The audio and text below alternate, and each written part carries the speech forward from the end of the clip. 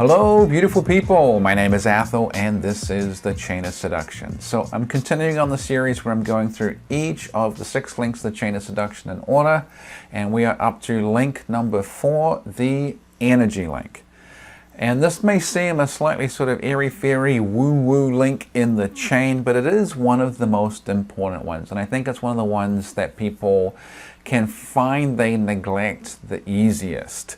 And because that's the case, this becomes a common stumbling block for many couples. So the energy link is basically saying you need to have a certain level of energy before anyone is going to be willing to progress to enjoying initiations and the sex itself and the consummation link. So if people don't have enough energy, their libido tends to switch off. And as I said in an earlier episode, this is far more of an issue for women than it is for men. Most men, when they are tired and exhausted, still seem to be able to feel up for sex.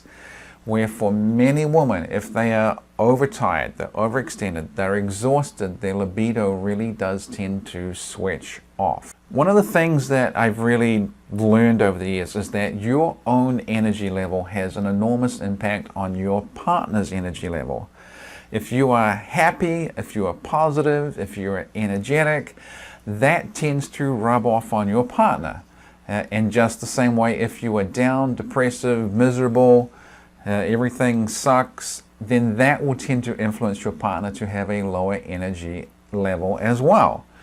So if you're trying to get them past the energy link in the chain of seduction by having a high enough energy level, you having a high enough energy level is going to affect them indirectly and help you get past this link in the chain.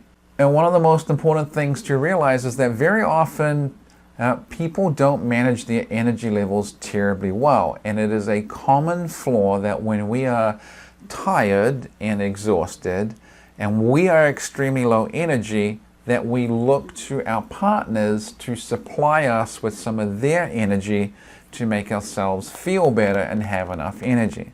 So often a relationship that is starting to struggle, you see a lot of the fights that they have and points of conflict are really about, I need you to do something for me. I need you to give me some of your energy. I need you to support me in some way. I need you to give or be present or do things for me that is going to increase my energy level, that is going to make me feel better. And when you have a relationship where neither one of you is particularly managing your energy well, you can have a lot of overtired fights about nothing, just trying to get the support from your partner that you feel you need and that they feel like they need for you, and you're fighting over the scraps of energy left. So often one of the things you need to do to get through this energy link in the chain of seduction is to more effectively manage your own energy level. So there are 3 basic ways people mismanage their energy. The first one is they never actually fully relax. They never find ways to truly regain their energy. It's often the case that we do things that we think are fun and that we say are relaxing, and we say that we're doing what we want in our time off or whatever it is, but they are actually enormous energy expenditures. If the thing was truly relaxing, you wouldn't feel tired afterwards. You wouldn't feel just wasted and exhausted. So some of these things that are more truly relaxing tend to be a lot slower.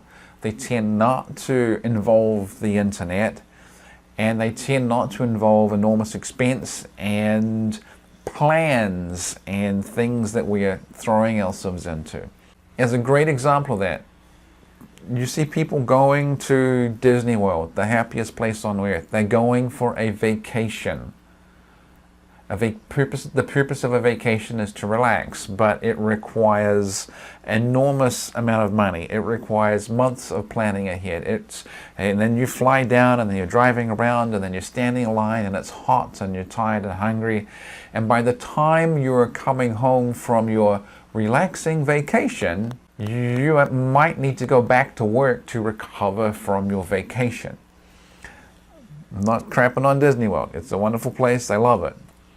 But it's not necessarily relaxing. So finding ways that are truly relaxing are important. The second way people mismanage their own energy is that they have things in their lives that they are basically kind of overcommitted to, that are sort of structural parts of their life, and where they are sort of obligated to continue expending lots of energy in maintaining something, whether they want to or not, and they can't necessarily really take a break from it. So if you got the house that is just way too big, you are sort of forced into spending all the money on the mortgage. You're forced into cleaning more space than you actually use. You're forced into furnishing a much bigger space than you want to use. And there are all these sort of structural effects requiring you to expend more energy than you necessarily really want to. Another example of that is, social groups and events and things that you're just overcommitted to. And, please join the committee to do the thing that no one else wants to do. It's just going to take you every other Wednesday for the next 6 months to focus on this, to put on the big event that everyone's going to enjoy. And you'll never actually really get to enjoy it. You're just going to be glad that it's over. So that, the 6 months of effort is finally over. Now you can relax. The enjoyment of the thing is that it's over, not that it actually took place sometimes. So we get caught up in being overscheduled, overcommitted, and just sort of forced by social pressures into expending more energy than we want to. The third way that really drains energy is that sometimes you're just doing things that are a complete waste of energy and are really things that you are actively committing yourself to screw up your life. And these are basically any of the addictions, whether that is smoking, drinking, gambling, whatever it is.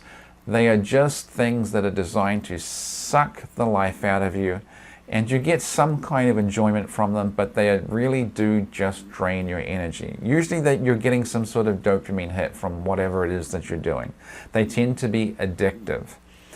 And the solution to those ones is you just have to stop. So this is all a much bigger topic than I can cover in a 5, 6, 7 minute video. Shameless plug, the Mindful Attraction Plan is a book all about managing your energy. Yeah, I wrote that a number of years ago, but that's the heart of it though, is that you're doing some sort of problem with fake relaxation. You're overcommitted and overscheduled into structural things that requiring you to keep expending your energy. And sometimes you're just doing dumb stuff that is just throwing your energy away for no reason at all. Your energy level really affects your partner's energy level, and sometimes all these fights about nothing are just a couple who aren't relaxing, who are overextended or wasting their energy, and the fights about nothing are fights about the scraps of energy left in the relationship. So you have to self-manage your energy, you have to try and get them to self-manage theirs, and as both of your energy levels improve and increase, the whole energy link in the chain of seduction becomes remarkably easy to pass. It's not things you necessarily need to pay a lot of attention to once the overall sort of structures of your life are in place and working correctly. The energy link can be incredibly easy to pass, or it can be incredibly difficult to pass if you've dug yourself a really big hole.